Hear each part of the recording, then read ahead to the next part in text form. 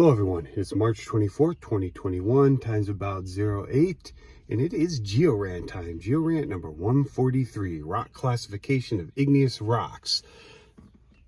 Intrusive versus extrusive. Now this came up because of an argument in social media, as these things often do, which inspires me. And today we're going to talk strictly about igneous rocks, with the one exception, but the vast majority, we're just going to focus on that because I can go on rants about this in sedimentary and metamorphic rocks too, rants for other times.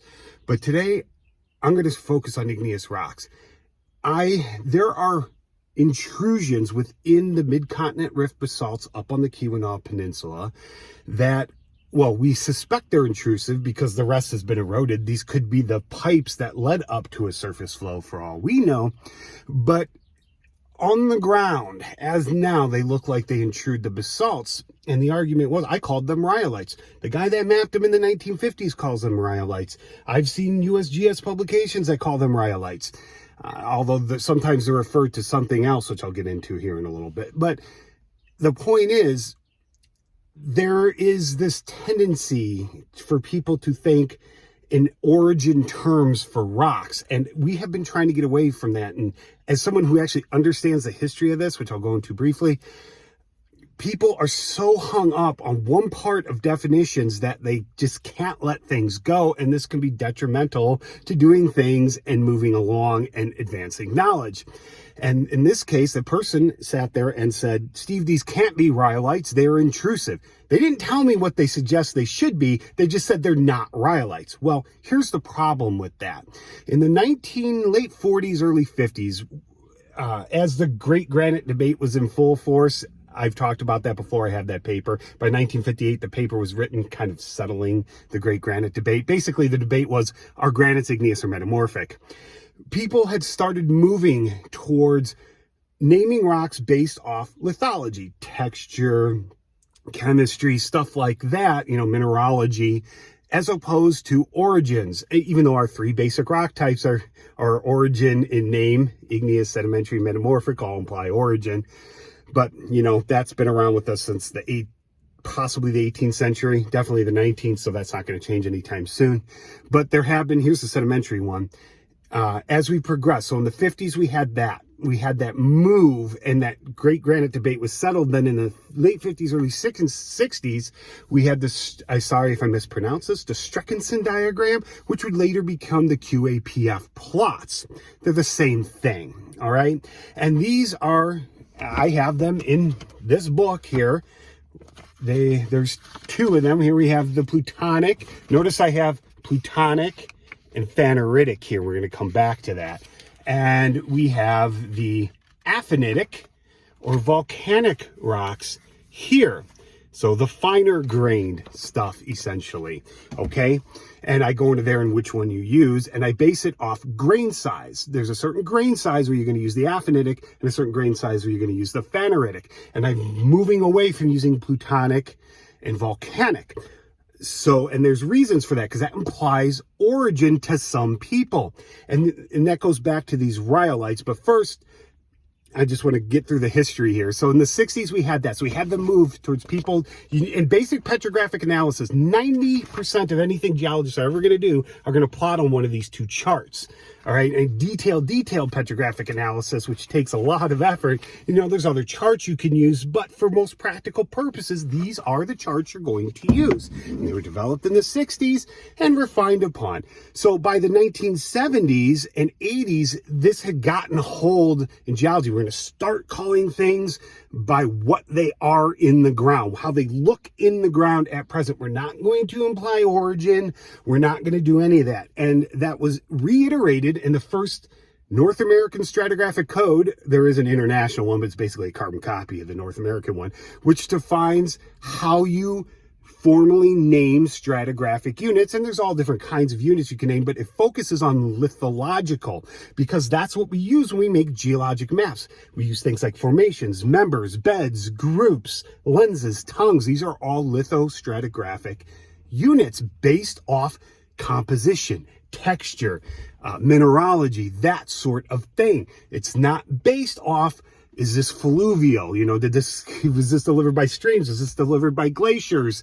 Was this an intrusive rock, or is this a lava flow? That's not how we do it. All right. And that became solidified in the 80s. And by the 1990s, even words like till and tillite were being replaced with diamictin and diamictite. And you might be like, Steve, well, why just swap words when you don't need to? Well, it's not just that, and it's talk for another time, but diamictin can include things that are not till. All right, but talk for another time. For intensive purposes here, all tills are diamictins, but not all diamictins are tills, okay?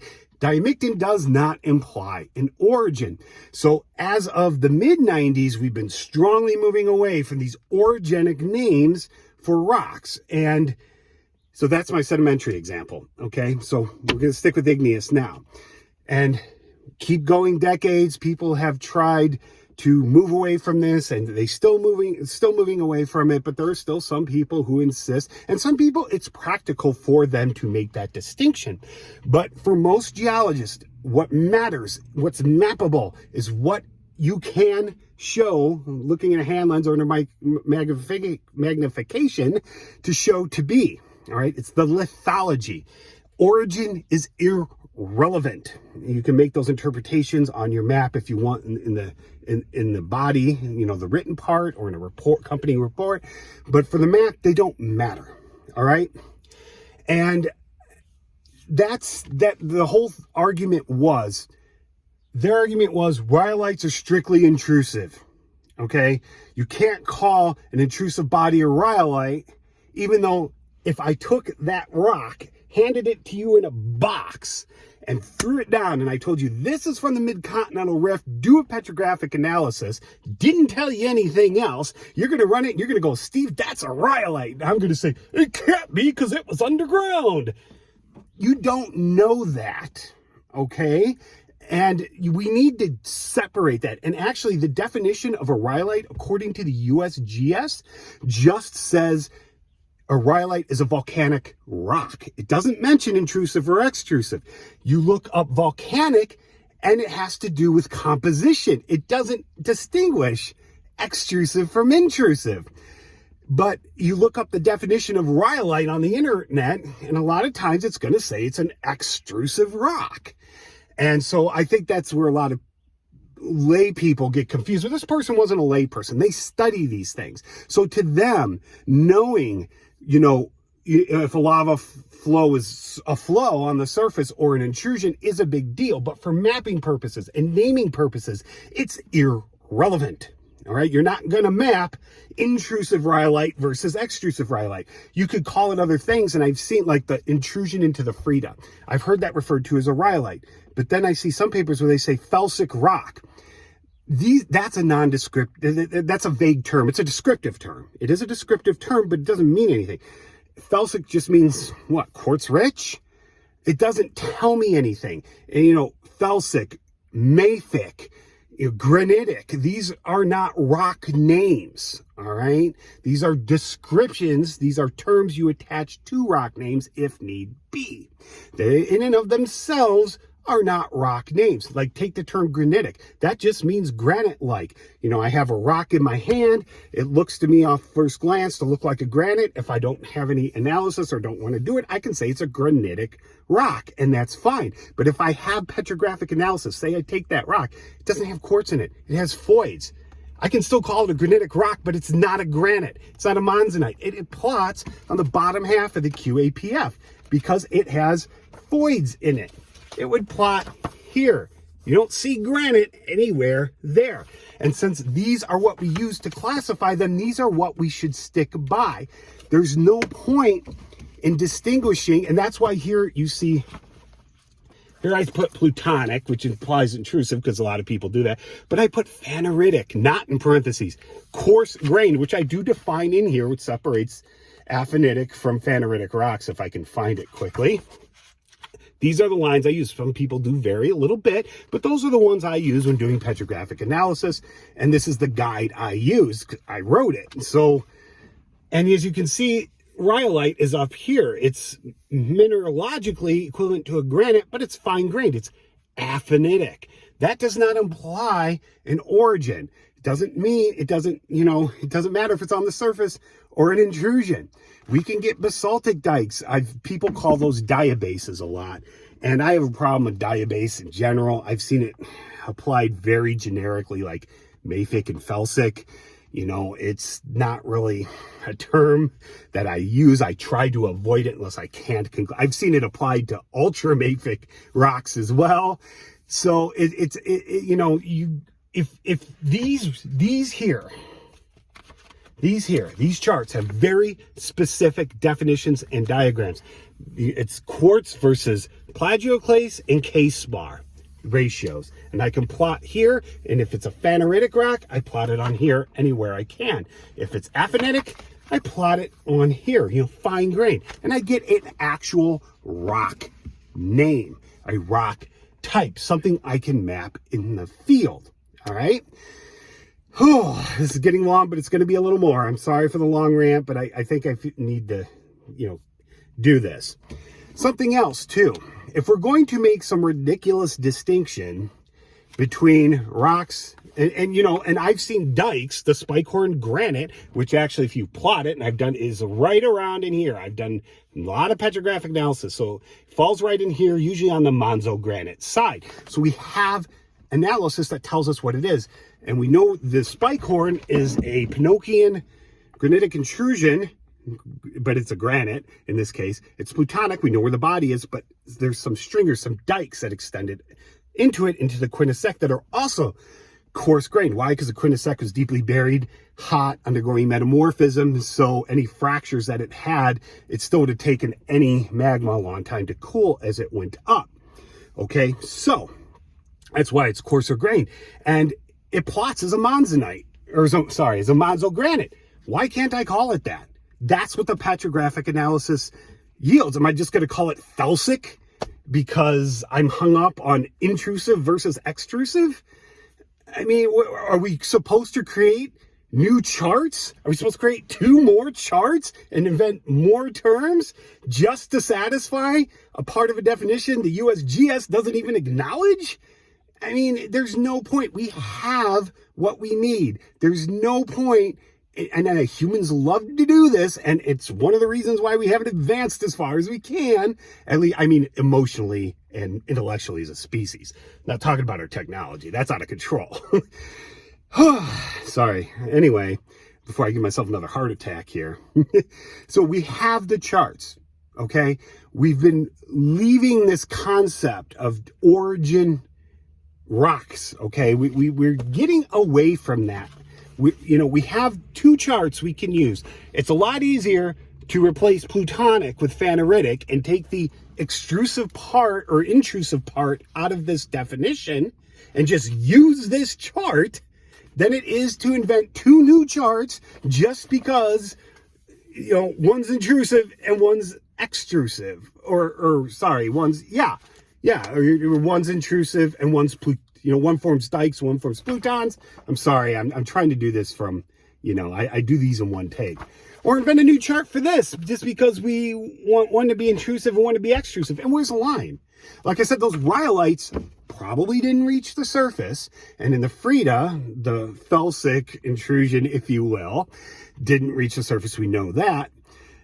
But these ones more on the tip of the Keweenaw, right before the Keweenaw fault, below the top of the section, these intrusive rhyolites, they probably were intrusive, but these could theoretically be the necks of an extrusive rhyolite that is now eroded or buried under Lake Superior or something like that. So how do you determine something like that? You can't. The evidence, the field evidence is gone. All right. And if you could, where's the line?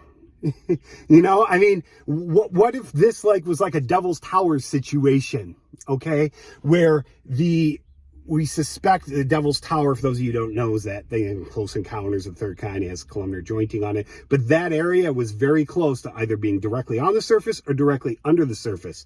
And you look at the rock and it has voids in it. If memory serves, it's a phonolite, so it's at the bottom of the aphanitic QAPF chart, or the FAP part. So it plots there, but was it intrusive or extrusive? Where's the line? Who cares? All right. So, from a practical usage point, okay, there's no need to make a distinction in the field about whether something was intrusive or extrusive. Now, if you're doing detailed study, those are the rocks you study, and you need to know, if a rock was intrusive or extrusive. That's different, but that's your own specialty.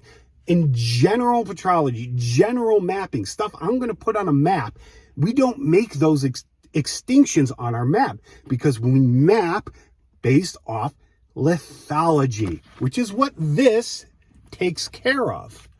Okay?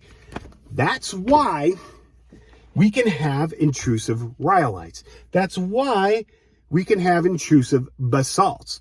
That's why we can have sheet dikes that are coarse-grained granites. All right? That's just something I feel very passionate about, and I run into this time and time again. Now, hopefully, I've gotten into something else about sandstones versus quartzites on social media, but that'll be a rant for another time, and hopefully it won't be over 16 minutes long like this one is. But anyway, that's the case I've made. I'm not the only one that does this, all right? That's how I was trained, because I was trained right in that cusp in the 90s of leaving this orogenic interpretation behind us. And unless something has changed, but all the literature I see doesn't suggest that. It suggests we're still moving towards a lithological interpretation of rocks in the field and rocks in a box, as opposed to an origin term, okay?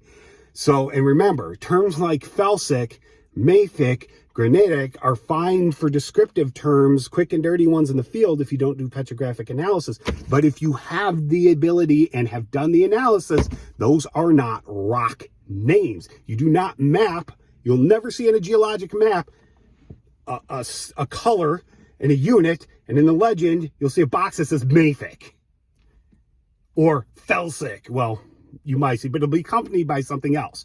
It'll be felsic, rhyolite or something like that. That's something I pulled out of my head. I don't know if that's actually anywhere. Or mafic rich something, something like that. You're not just going to see mafic. You're not just going to see granitic.